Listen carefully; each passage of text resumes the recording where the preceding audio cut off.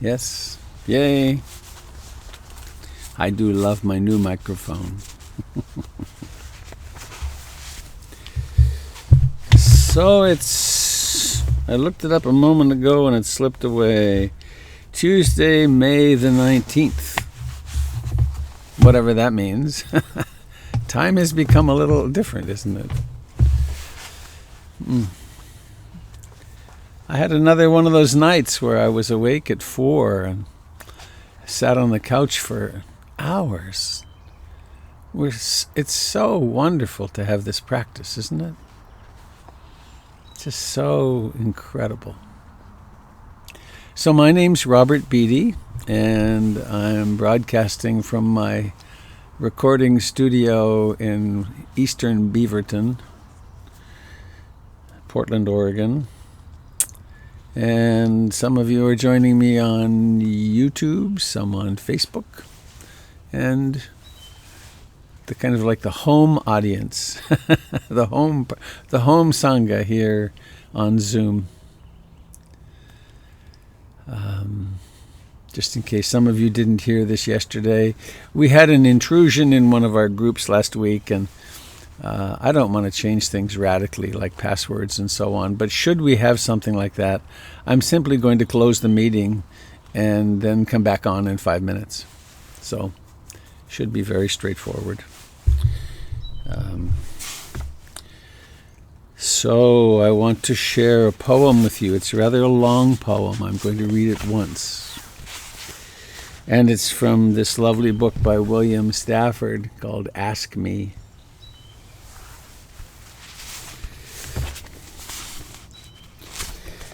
I did a couple of workshops with Bill Stafford and Robert Bly back years ago when they were both alive. I guess Robert is still alive. So Bill Stafford was one of those powerful giants, quiet man, prolific poet. So this is called Report to Crazy Horse. All the Sioux were defeated. Our clan got poor, but a few got richer. They fought 2 wars. I did not take part. No one remembers your vision or even your real name. Now the children go to town and like loud music. I married a Christian. Crazy Horse, it is not fair to hide a new vision from you. In our schools, we are learning to take aim when we talk, and we have found out our enemies. They shift when words do. They even change and hide in every person. A teacher here says hurt or scorned people are places where real enemies hide. He says we should not hurt or scorn anyone, but help them. And I will tell you in a brave way, the way Crazy Horse talked, that teacher is right. I will tell you a strange thing. At the rodeo, close to the grandstand, I saw a farm lady scared by a blown piece of paper.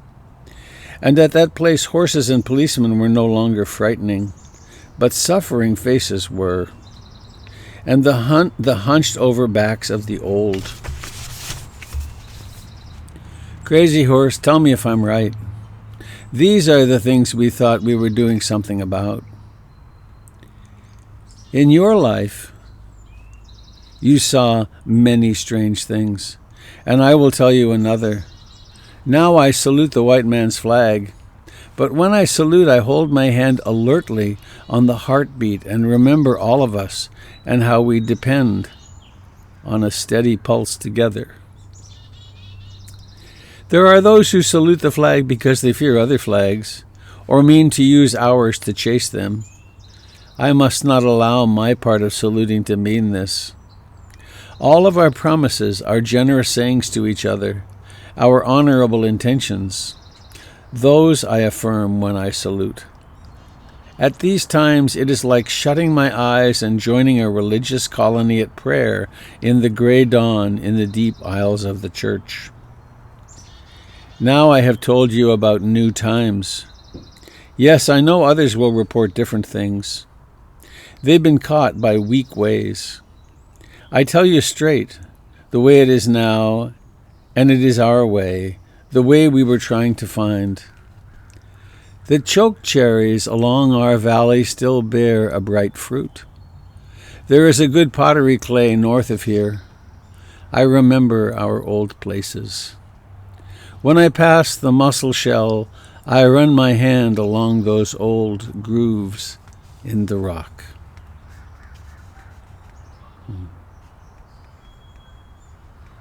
In your life you saw many strange things, and I will tell you another. Now I salute the white man's flag, but when I salute, I hold my hand alertly on the heartbeat and remember all of us and how we depend on a steady pulse together. There are those who salute because they fear other flags or mean to use ours to chase them. I must not allow my part of saluting to mean this. All of our promises, our generous sayings to each other, our honorable intentions, these I affirm when I salute.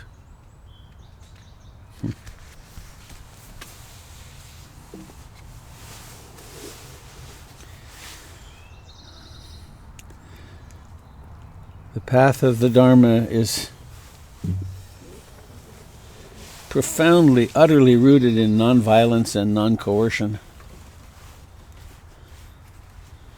We'll discover some violence in our meditation, demand for things to be a certain way, and we discover it never works that way. We just recycle the same old thoughts and resentments until we come to radical acceptance. This is the way things are.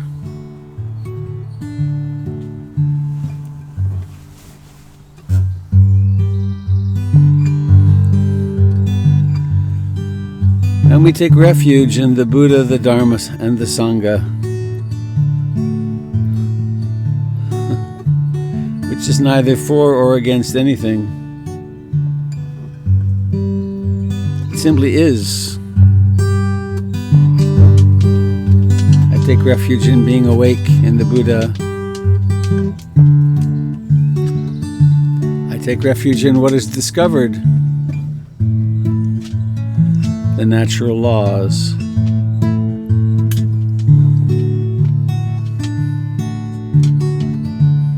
I take refuge in the Buddha, the one who shows me the way in this life.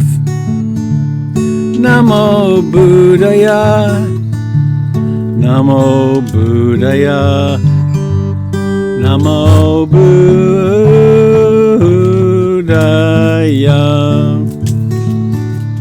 I take refuge in the Dharma, the way of understanding and love.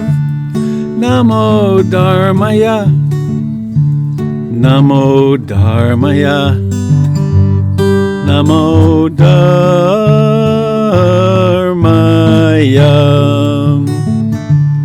I take refuge in the Sangha, the community of mindful harmony. Namo Sanghaya, Namo Sanghaya, Namo Sanghaya.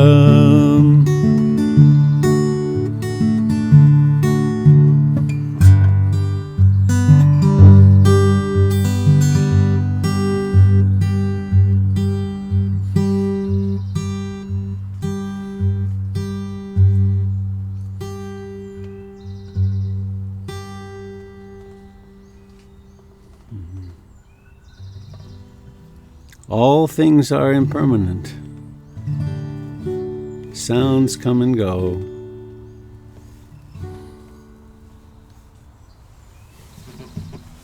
Days come and go, weeks come and go, people come and go.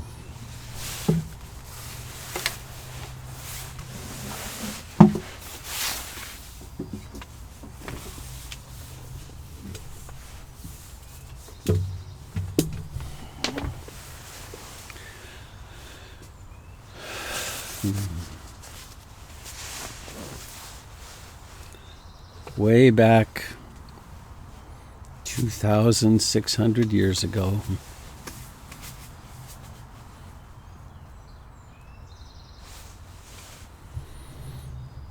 The Buddha suggested that we we consider ourselves to be like the watchers at a gate to the city. There are people coming and going, there are horse carts and 747s and all kinds of things coming and going.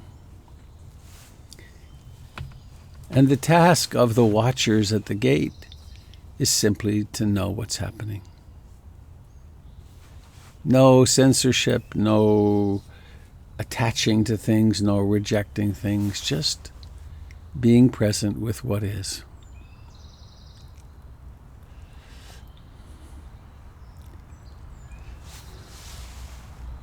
And so we start with our friend the body.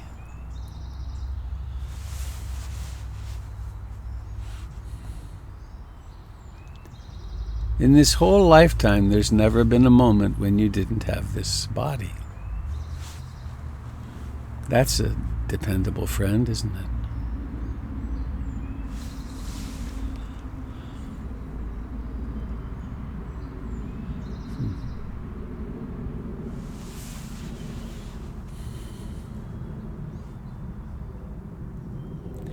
Feeling the life in the contact your body makes with the chair or the floor,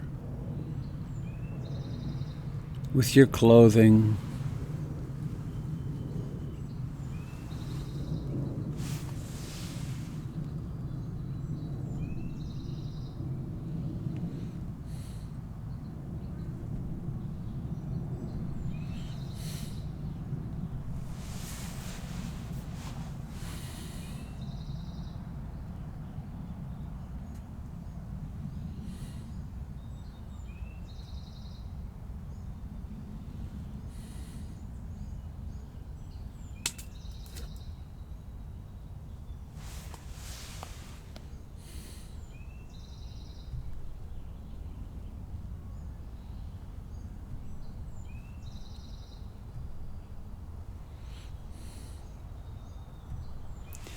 sitting comfortably upright,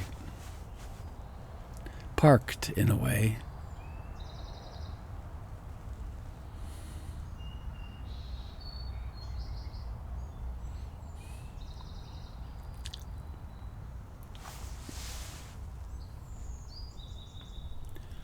Spiritual discipline means doing that which we really, really, really, really want to do. Not the superficial desires,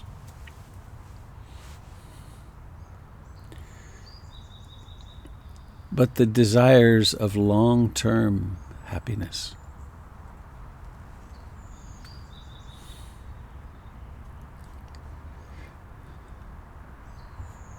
At some point in our lives, we become less enamored, less entranced by the passing pleasures, less freaked out by the passing unpleasantnesses.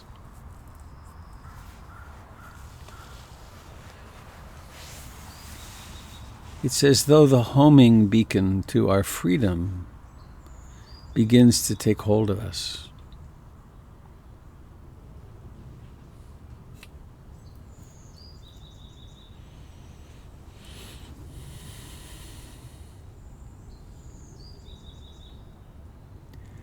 And so we sit with this mysterious capacity of awareness.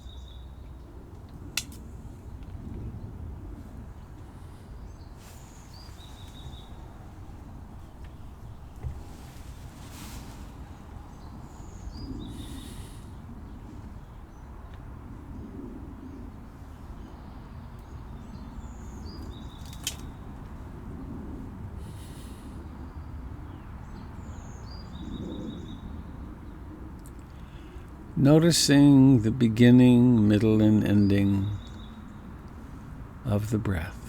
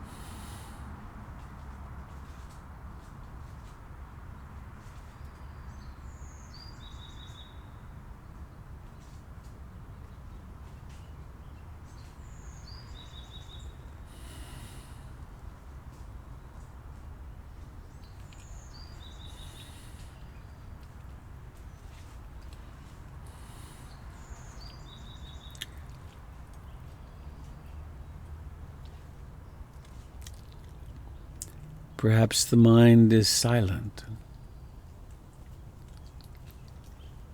Or perhaps it's busy thinking.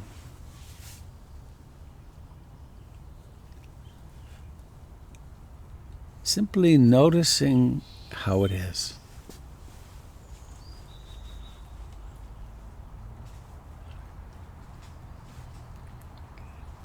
And root yourself in the sensations of in-breathing and out-breathing. Climb into the breath as you might a hammock.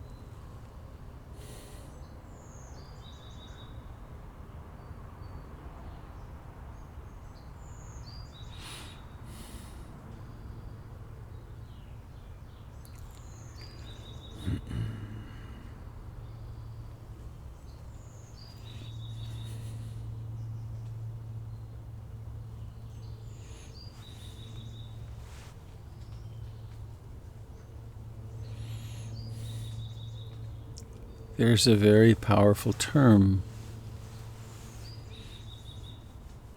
which can help guide us. It's called radical acceptance, utter acceptance, acceptance beyond distinctions.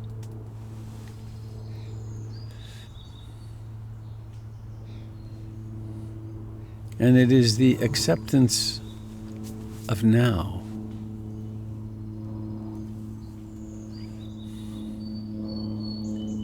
Now may be pleasant or unpleasant. The mind may be restless or calm. Could be desiring or disliking. Hearing could predominate. A sound could emerge.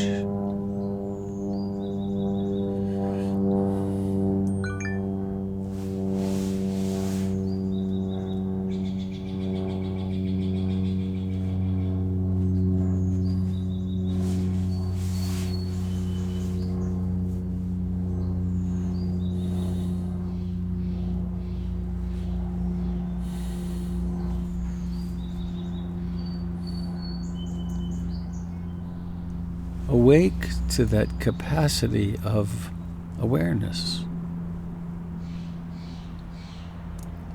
Refuge in the Buddha.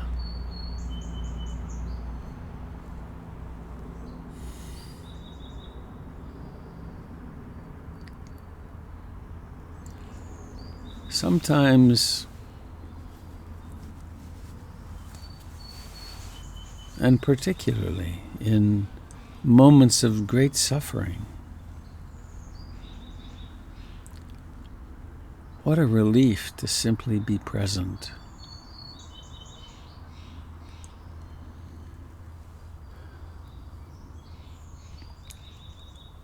To experience unflinchingly whatever the pain is, physical, emotional.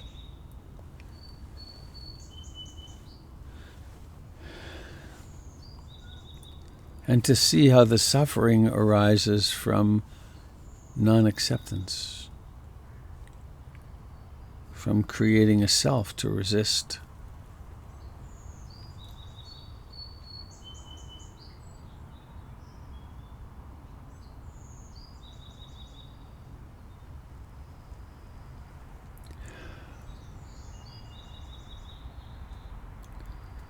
Coming home to now, to this breath.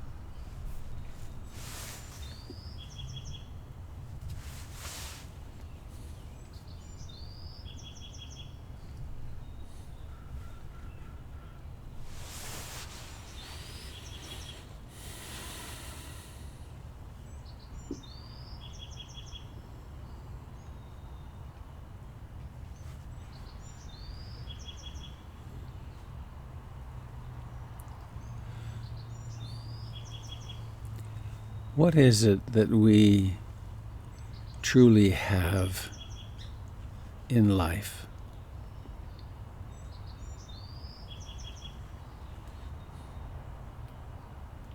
It's now. It's this nanosecond right now.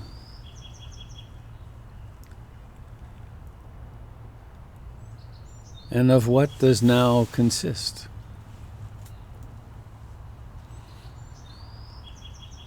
There are sights and sounds and smells and tastes and touches, warmth and coolness, proprioception. And there are the apparitions in mind.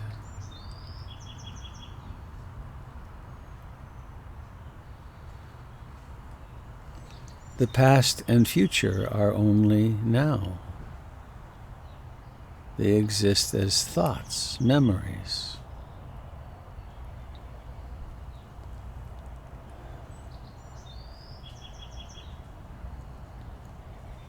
We practice entering the timeless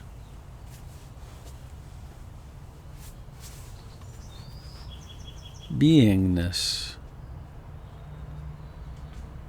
in such a simple way, coming home to what's really happening now, awakening from the trances of everyday life.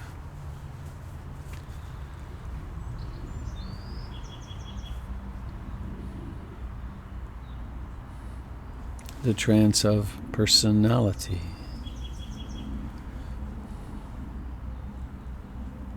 the trance of belief systems.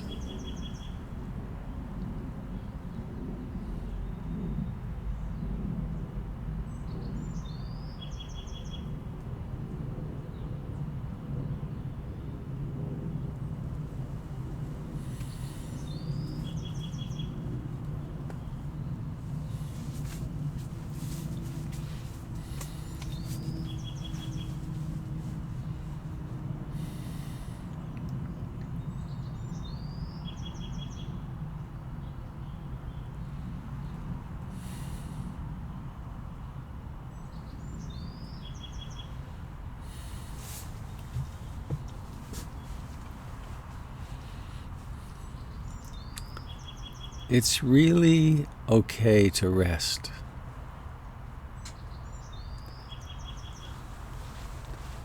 Ruth Denison would say upon parting sometimes, Dalink, enjoy the beauty of your being, or rest in the beauty of your being.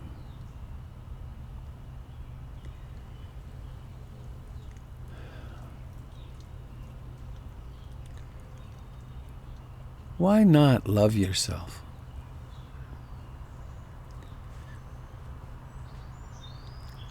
You are incomplete and flawed.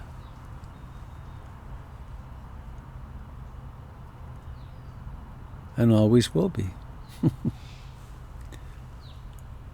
And in that lies our perfection. We're just ordinary humans, awakening humans.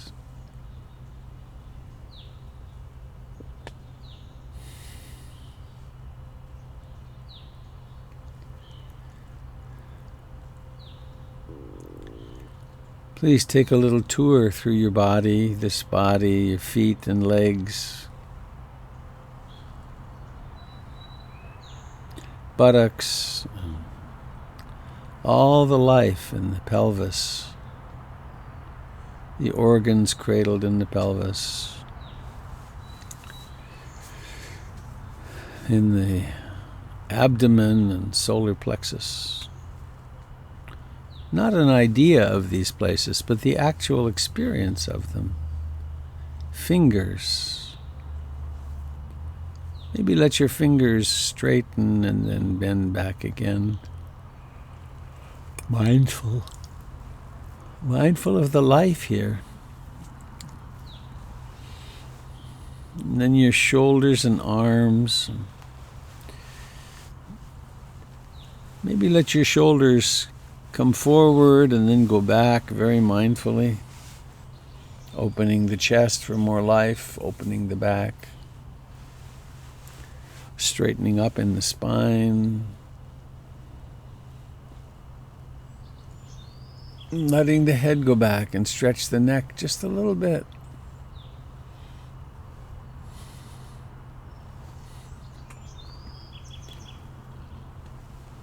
Tune into the sensations.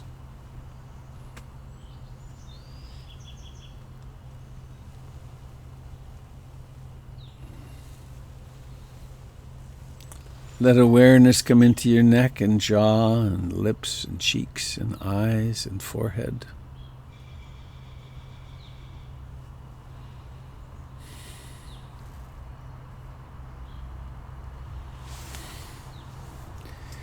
And conjure up a kind thought.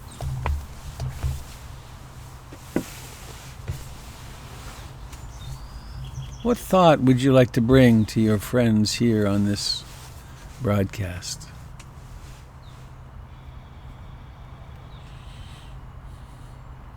What thought would you like to bring to your loved ones, to your friends,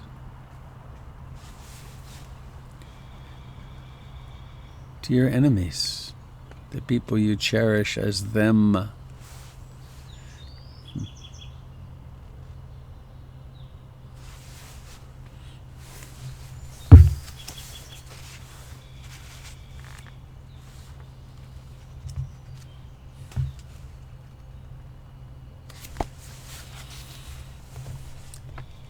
And now observing the intention to allow the eyes to open, and then opening. Notice the effort it takes to open the eyes. And then there's seeing. Seeing with awareness of seeing.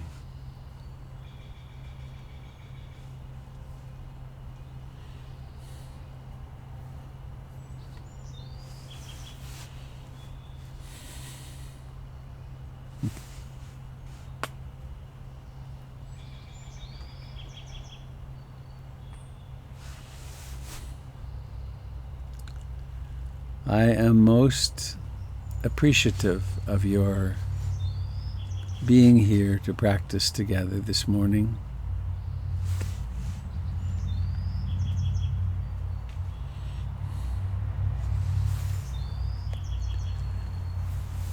It's been a habit for me for a long time to get up and sit in the morning, but to sit in community in the morning hasn't been so easy for me. So as I look across the screen, I see your faces and your names, and it's with great gratitude and admiration. I have one information bit I want to share with you this morning. Betsy Toll and I will be doing a morning 4 hours from 9 o'clock till 1 together on June the 6th. It's the first Saturday of June. And Betsy is a multi-decade meditator, spiritual teacher, a great devotee of Ram Dass and also Joanna Macy. And we've been friends for a long time. And part of what we'll be doing is having a conversation about love and vulnerability and using this time of greater isolation to really soften down into what we really are and to stop trying to be anything other than what we are. And we had a lovely conversation a couple of days ago, and she spoke for, 5 or 10 minutes, and at the end I bowed and I said, "Thank you. I've just had darshan. I've just been with the great master," and there's truth to that. So I invite you to join us. There's no way to register yet. We're just that'll come together in the next few days. And the other thing I want to do this morning is continue just a little bit. It's a dharmet to model like this. I've loved this diagram for many years. There's a whole story behind it I won't share right now, but this is me and you.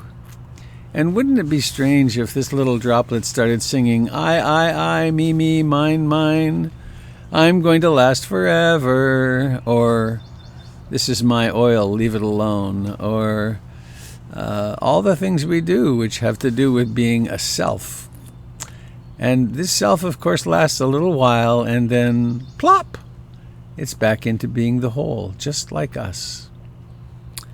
And then there's another screen, if I can get to it. Yes, I think it's going to work. You probably remember this.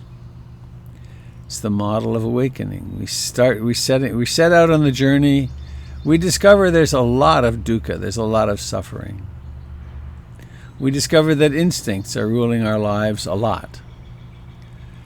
We discover the 5 hindrances: desire, aversion, restlessness, sloth and torpor, and doubt. We develop a meditation object or several meditation objects. We learn the precepts, and we realize that, if I do those things which keep me in harmony with other people, my meditation is really different. My life is really different because the mind can go quiet. And then there's the secondary object, the paying attention to our personality and our interpersonal complexities, and we learn to love all those parts of ourselves. Along the way, we develop the 7 enlightenment factors. We can work with one. Primarily, we work with mindfulness and curiosity, but we also have to develop persistence. There's a natural emergence of joy and rapture. And we work with concentration, equanimity, and tranquility. Equanimity being the ability to be with whatever happens without flinching. And then, and this is the new part in this model that I hadn't shared with you before, there's something called access concentration. And it's that state in which the mind is calm and quiet and somewhat concentrated, and the wandering mind essentially stops. It may still happen, some, but it's very quiet. And one can sit in, or can be in, access concentration for long periods of time. And so then sometimes you'll get into it and then it will go away. And it's not through striving, it's through acceptance. And then once this occurs, there's a choice in a way. One can move toward what the Theravadan Buddhists call the jhanas, which are high concentration states, and I'll speak about them someday, or into choiceless awareness. Loud noise at this end, street sweeper going by.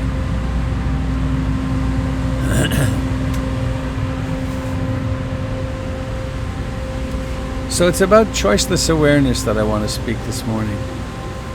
That when the mind simply will rest here and notice what's happening, then we can stop using a primary object. We can stop having effort to stay with the breath. And the mind may well still stay with the breath sometimes. But instead, it's a larger field, and there might be a moment of noticing the breath, and then a thought might arise, and then it might get silent again. Then a painful thought might arise, and there would be some dukkha attached to it. Or a desire might arise, and there'd be the noticing of the wanting. But it's all moment by moment. And what that allows is vipassana meditation, which is insight meditation, in which, let's say here, in which we start observing on a micro level the truth of impermanence, the truth of suffering, and the fact that the self is a process.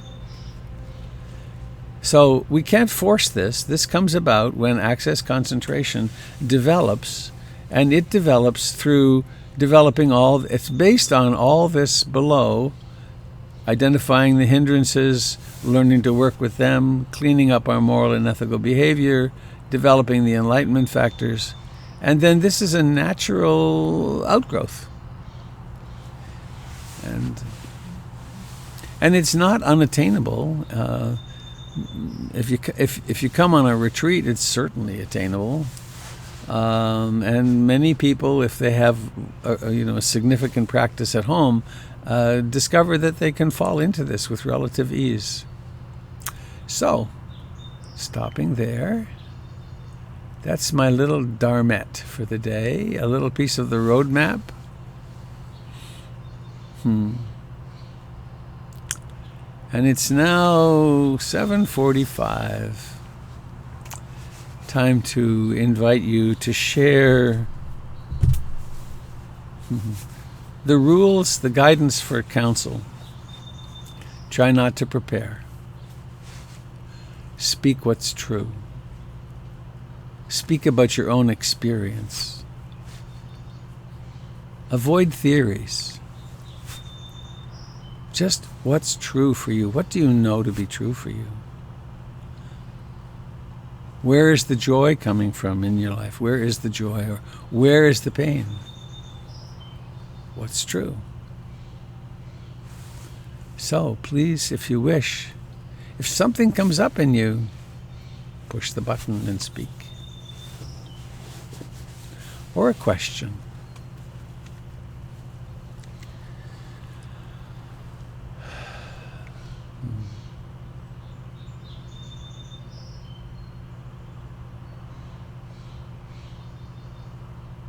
Mhm.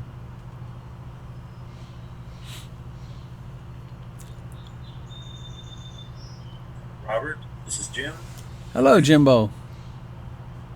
I want to thank you for reading that poem by William Stafford. A lot came up for me as you were reading that. Some of you may know I've been teaching Tai Chi at a Native American senior center for about 11 years.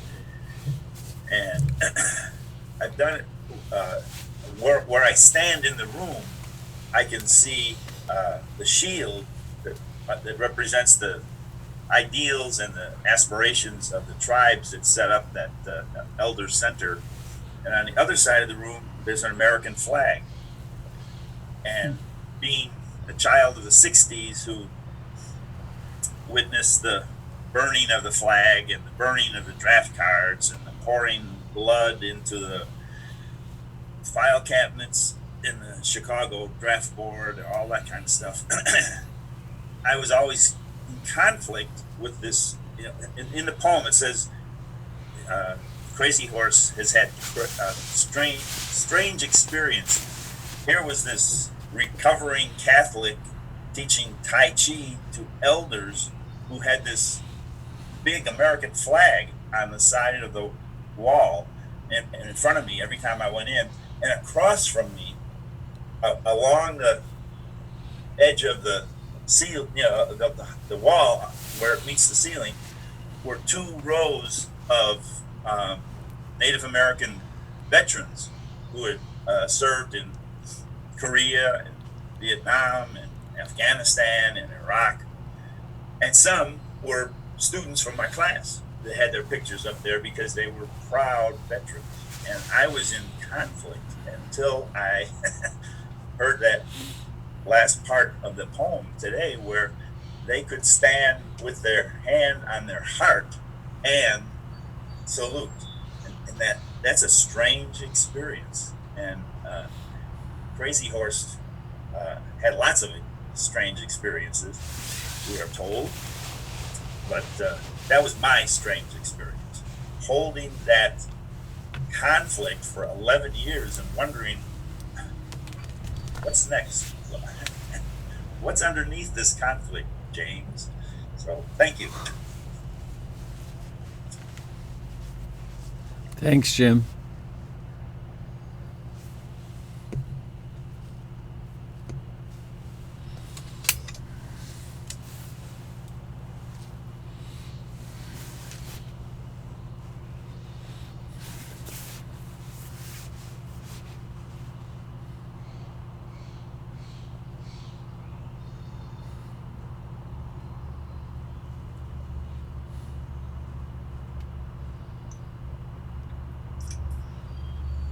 Hi, Robert. Hello, Good morning. Gail. I'm not sure whether I want to say this or not because it just seems like kind of a heady thing at before 8 o'clock in the morning.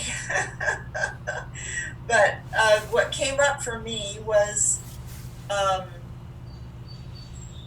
the relationship to aversion, judgment, and discernment. That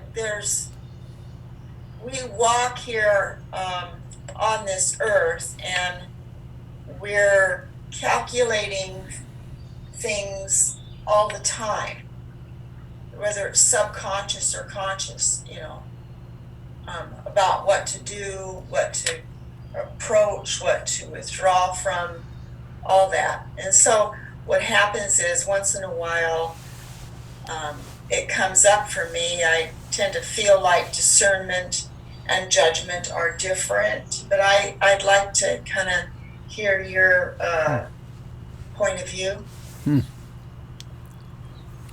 Judgment has a tightening in the heart. It has a separating. Discernment is seeing what's true. Oh, good. Thank you. Thank you for that. Thank you. One of the reasons one of the fruits of really developing mindfulness of the body is that we can notice the tightening, the literal tightening, maybe a tightening in the jaw or a tightening in the chest or a tightening in the hand around disliking. Or all the hindrances all have a feeling to them. All emotions exist in the body. So when there's awareness and we can just watch it, things unfold, it provides really a different kind of guidance. Funny, I just remembered a long time ago on a retreat, I realized that with my eyes open, it was possible to tune in on what each eye was seeing. And one eye, my left eye, has much more acuity than the other, corrected even. And the right eye has much better color, much richer color. But it was awareness could discern that. And so the same thing is possible with emotions. We can become very, what I was talking about, to be in choiceless awareness and to have a thought arise, a thought of disliking arise. It may arise with a tightening in the body, and it might last a half a second. So we're watching this magical display in consciousness of liking and disliking, and we can also watch how attention will grow and then disappear and grow and disappear. Sure gets interesting. It is. Thank you very much for that. You're welcome.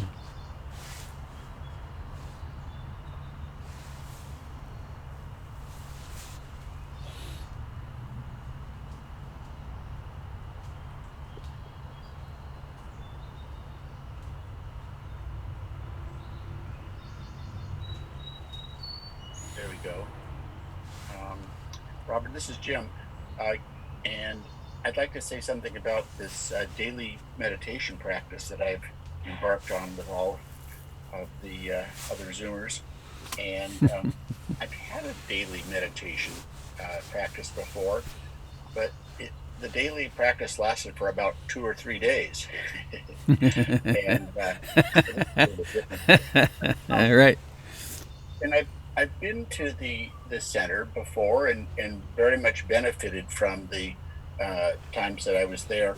But what's special for this practice is that I don't have to get in my car and drive there.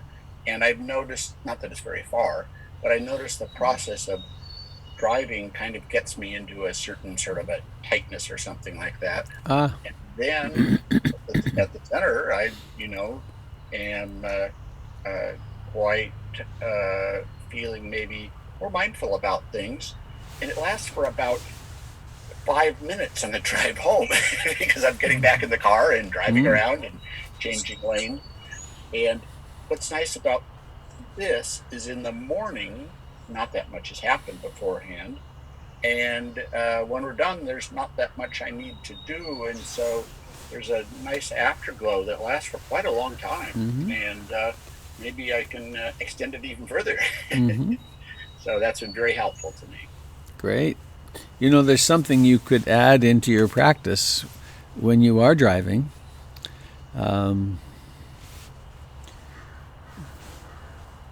When I, in whatever year it was, 1978, I guess, went to Burma, my teacher there, Tangpulu Sayadaw, gave me a very different practice than I was used to. I was used to mindfulness of breathing. And he said, on the first day, he instructed me, be aware of seeing all day. Seeing. Your primary object is seeing. And I kind of went crazy. It's like seeing. And I could do it. It's like right now I could be aware of seeing. But from 5 in the morning till 10 at night, seeing, it's brought up all kinds of stuff.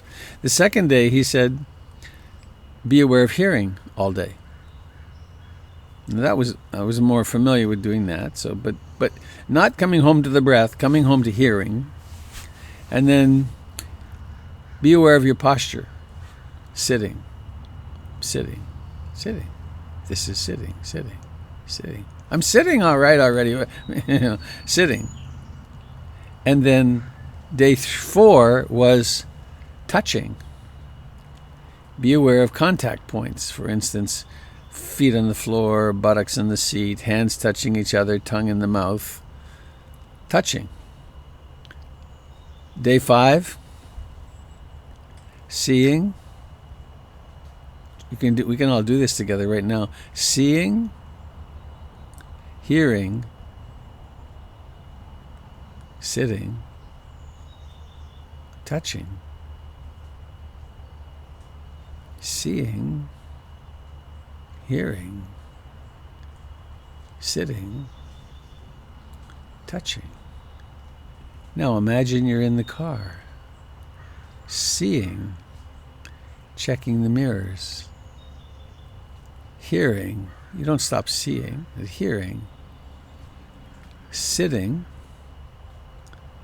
touching points, foot on the gas, buttocks, left hand, right hand, tongue in the mouth, foot on the gas, buttocks, seeing, checking mirrors, hearing.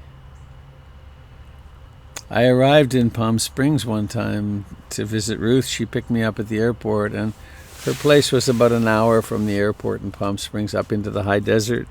And the whole way home, she had me drive, and she did a guided driving meditation, changing lanes, noticing, checking the mirror, starting the turn, turning, moving over, checking the mirrors, hearing, etc. Driving can become incredibly peaceful. And then it's kind of shocking in a way. You discover that you've gone 5 miles and have not been present at all. And the robot's still pretty good at driving, obviously. But that's a way to extend our sitting practice into driving or into whatever else we're doing. And the idea is we become more and more conscious and at ease in all circumstances. Thank you for the question. Thank you.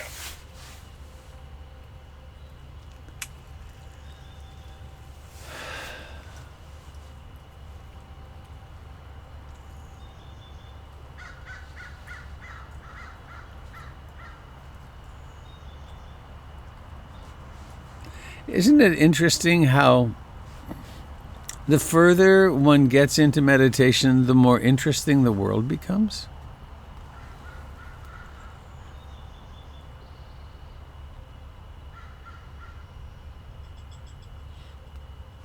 What prompted that just then was one of the local crows was just cawing over there, and my experience was it comes out of nowhere. It doesn't exist at all, and then there's this wah, wah, wah, wah, and then it's gone.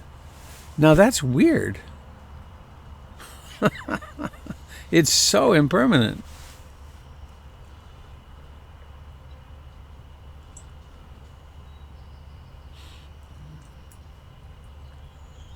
Robert, it's Pamela.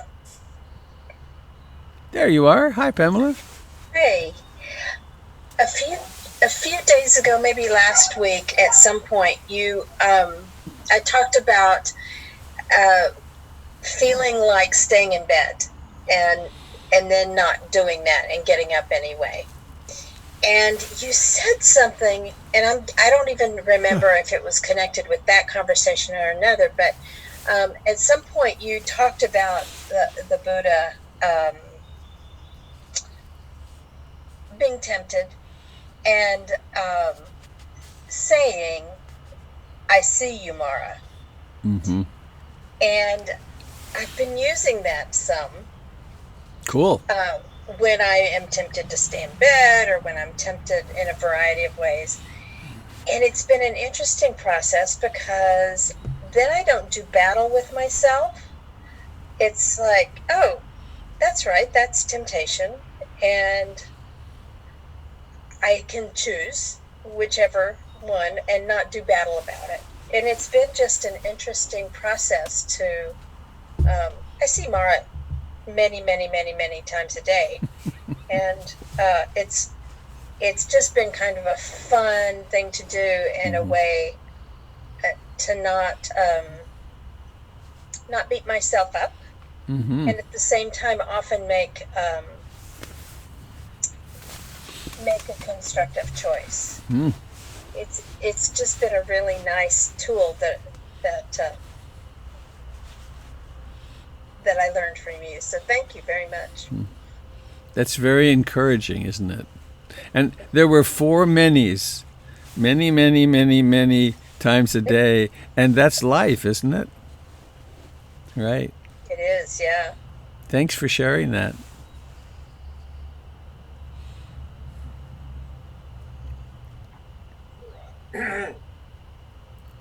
Robert, it's Russell. There's something I would appreciate your guidance on.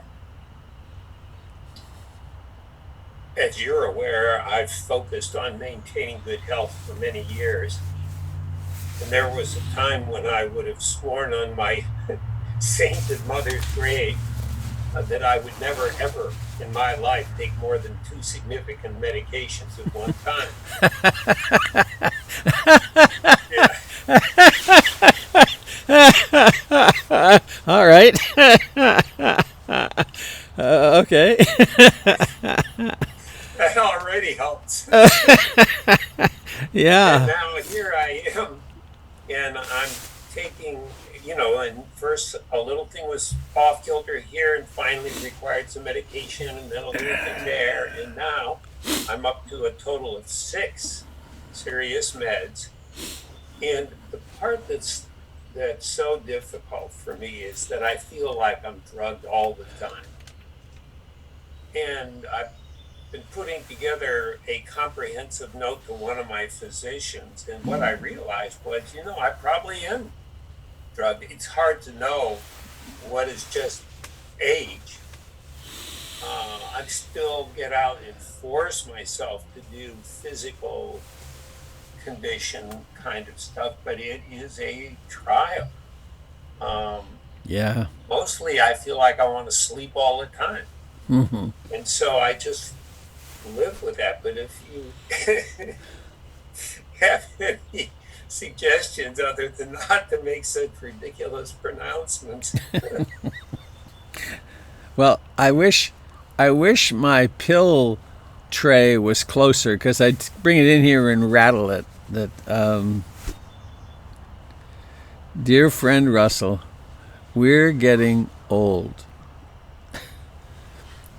We're beyond the design intention of these bodies, and the way that we're pulling it off is with help. Amen. I mean,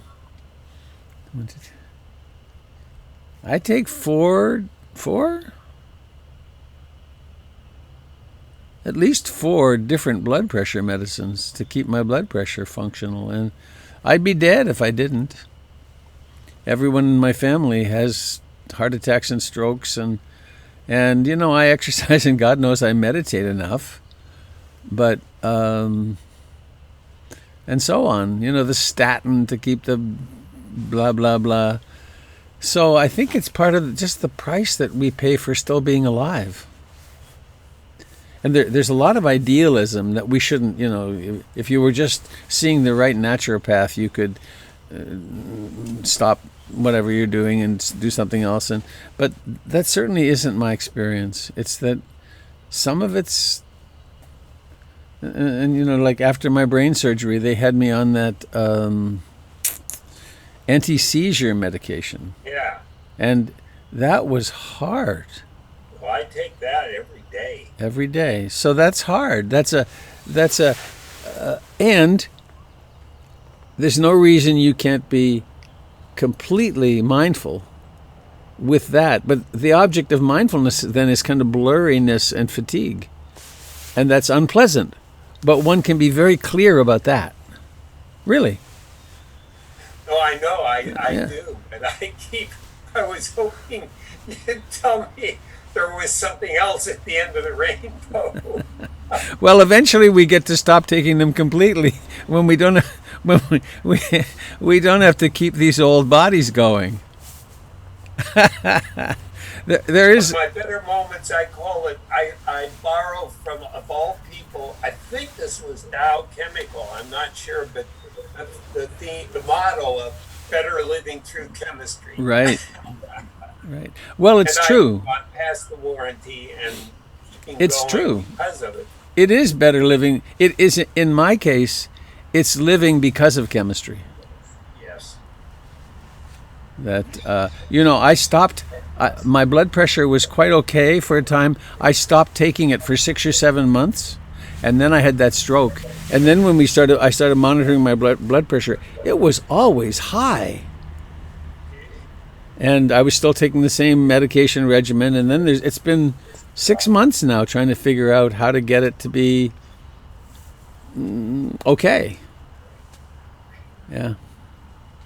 And aren't we lucky to have the medicines? Oh, amen. Yeah. So And thank you. Thanks. Sometimes I just need to kvetch a little. yeah, understood. Hi, Robert. It's Allison. Allison, hello. I've had an interesting situation yesterday. I've been studying portraiture, like likeness of people, Mm-hmm. and on online, and so I've done several people and sharpening my skills, and then I decided to do my own face, and it was like it was a meditation. Mm-hmm. I did it very slowly and methodically, and the things that went through my head about who I am physically, how my face looks at age 72. And I kind of like doing all the different features. I was really in awe of all of the wrinkles and all of the way that living this life, how I've become, and what that smile wrinkle does, and how many times I've smiled, and how this has been created, and how my neck has changed. And there were times when I thought, oh my gosh, I can't believe it. And then there were times was, wow, this is really cool. And I kind of like it. And so it was a time when I was not judging, right? And in actually saying, this is what is, and acceptance. And then there's times of, oh my gosh, I can't, and I didn't have any makeup on, and it was really right there. So I guess that's all I want to share about that. Just that observation. Thank you. Yeah.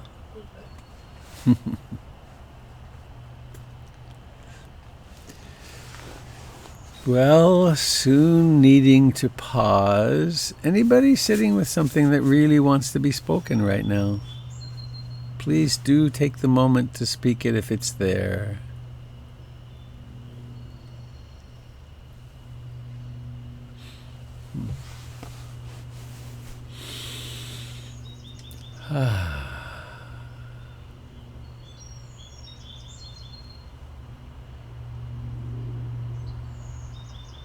Pretty nourishing conversation, huh? Good stuff. Well, let's sing a little song. Unmuting everybody. Just right now. Hi. May all beings be happy. May all beings be happy. May all beings be happy. Sadhu, sadhu, sadhu. Wackadoo, wackadoo. I get elected too. Bye. Bye, everyone. Have a great day. Bye. Goodbye, dear friends. Happy day. Bye.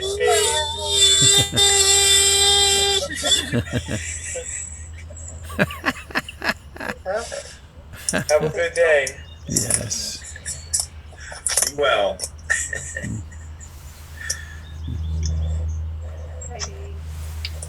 This is it.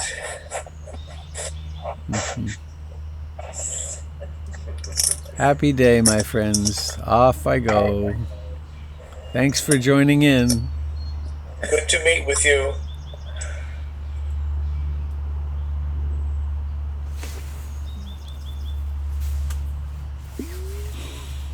So,